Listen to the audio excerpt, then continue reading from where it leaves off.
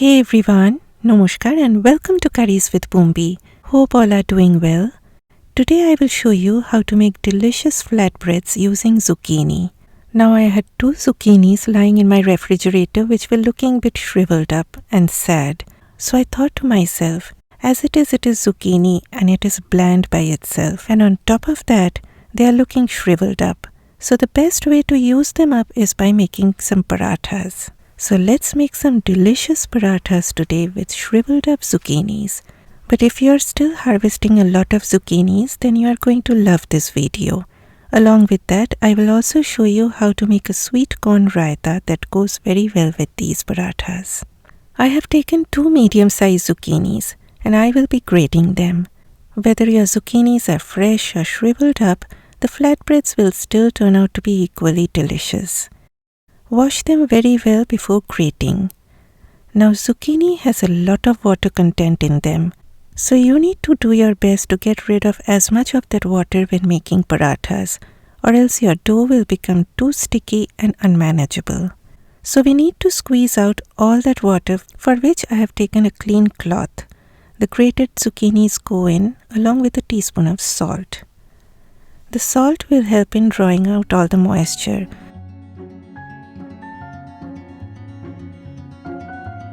And then immediately after applying salt, squeeze as much as you can to bring out all that water.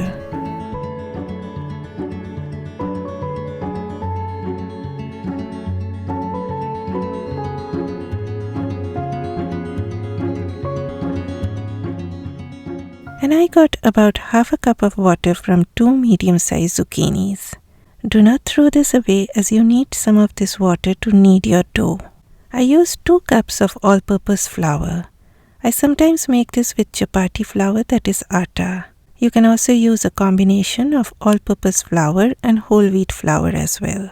I also like adding 4 tablespoons of gram flour, that is besan. It gives this nutty flavor to the parathas, but it is totally optional. Then I added half a teaspoon of turmeric powder, which is again optional, but I personally like that pale yellow colored paratha with the specks of green from the zucchini. I also added 1/4 of a teaspoon of carom seeds, that is ajwain. Ajwain helps in digestion. You can add dry thyme in place of ajwain. And finally, a tablespoon of ghee. You can also use oil instead of ghee, but in that case, use 2 tablespoons of oil. Rub in the flour very well with the ghee.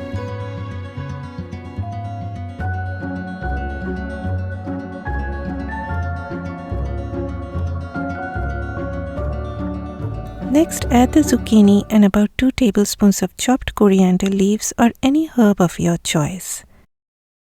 Now what you need to do is first knead the dough very well without adding any liquid.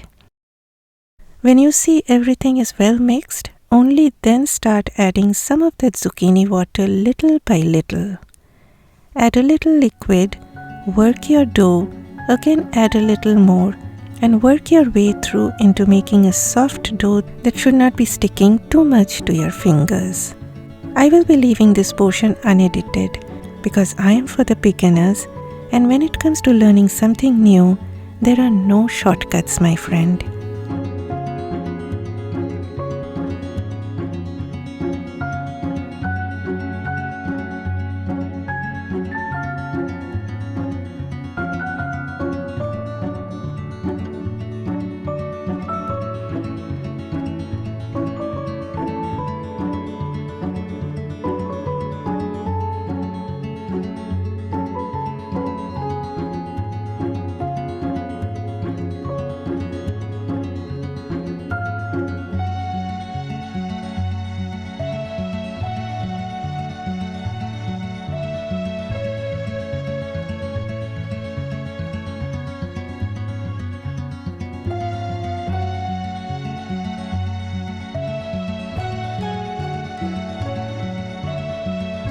When everything comes together neatly, do knead it more for a few more minutes.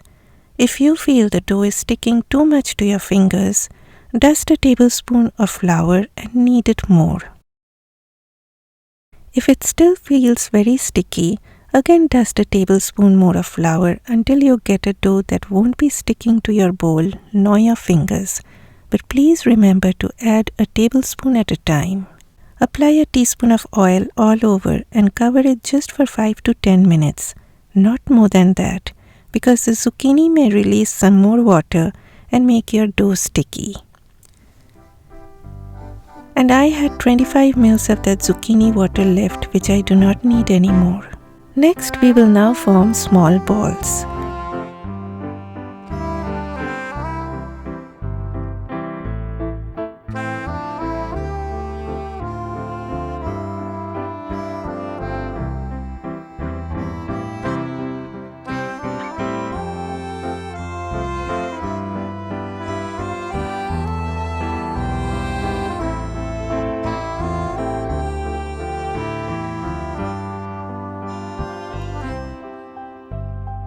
If you see they seem to be a bit sticky, dust some flour in your palms and form medium-sized balls.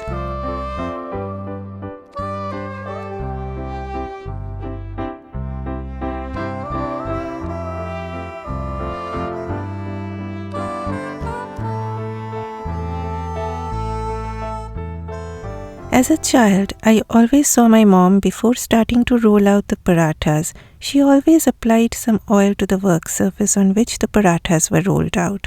And she even applied some oil all around the rolling pin. So I do the same. This prevents the dough from sticking.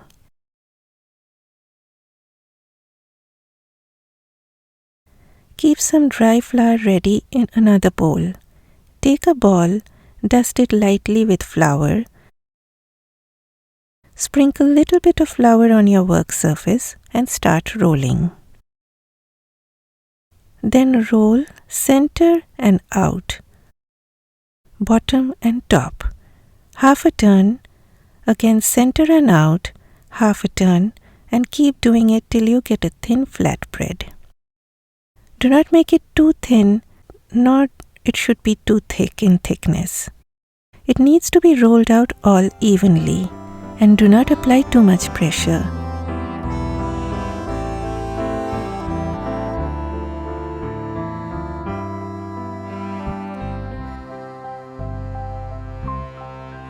Even out the sides and then dust some flour lightly on a plate and place the rolled out dough on it.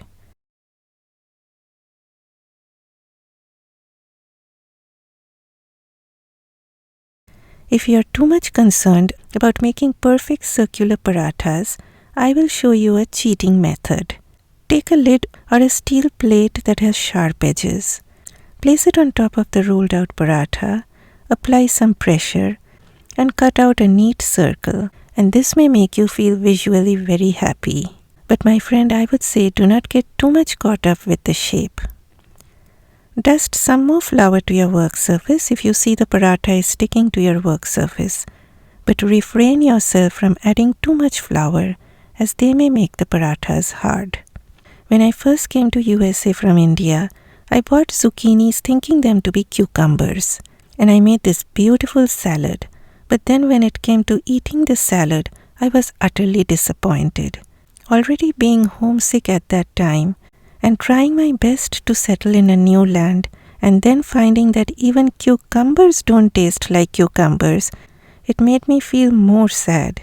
But then the next time I went to the store, I saw that word zucchini written, and before that I never heard of zucchinis. So I asked one of the ladies working in the store, and she was so kind as to teach me that zucchinis are not cucumbers, and how to cook them. So I would say, if you are trying to settle in a new land, do not feel shy to ask people around you if you are unfamiliar with anything. I'm sure people will help you out. Okay, I roll them out all like this and then fry them. Do not pile them one on top of the other, as then they will stick to each other. Next is frying time. Always use a heavy bottomed pan for making parathas. It can be a non-stick pan, cast iron, hard anodized, but it should have a heavy bottom, or else you will end up making flatbread chips. Heat the pan very well before laying out your first paratha. Then lower the heat to medium and place the paratha. Leave it for a few seconds and then flip. We are looking for these teeny tiny brown spots. Again, keep for a few seconds and flip. If you see too much browning occurring, lower the heat a little bit. Apply a little bit of oil and flip.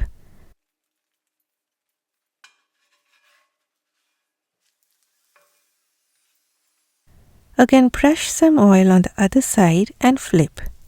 Then turn each side frequently, pressing gently with your spatula. When both the sides develop these beautiful brown spots all around, take it out. Keep it on a cooling rack like this so that they don't get soggy. They turn out to be so soft. You can even pack them for your lunchbox because they stay soft for a long time and taste good even when kept at room temperature.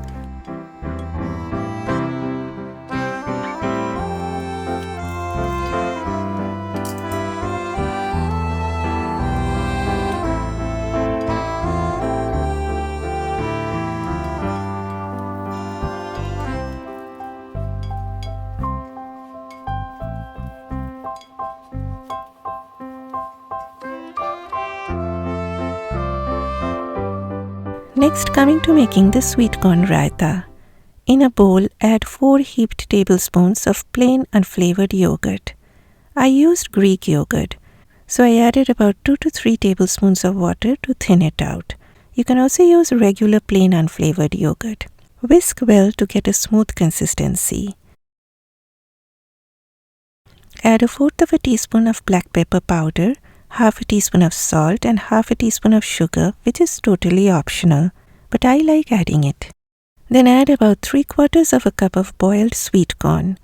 I boiled frozen corn till they were tender and drained out all the water. Now my friend, remember to cool them completely before adding to the yogurt. You can also add a little bit of chaat masala or maybe roasted cumin seed powder to this. I'm keeping everything simple today. Pile up some chopped coriander leaves on top or any herb of your choice. Then back to my stove, heat a tablespoon of oil. Once the oil turns hot, add 1/4 teaspoon of black mustard seeds. Then splutter, splutter, splutter to release flavor. Add dry red chilies if you like to get that smoky flavor. Next, off heat and add 1/4 teaspoon of Kashmiri chili powder or sweet paprika if you do not want that chili heat. And then in goes the divine goodness and sizzles up the raita. Mix well and you are done. If you do not like zucchini or you are harvesting mounds and mounds of zucchinis and do not know what to do with them, or if you just want to try a new zucchini recipe, then this one won't disappoint you because they turn out to be pretty delicious. Please give me a thumbs up and do leave a comment for me as I love reading your comments. Bye bye.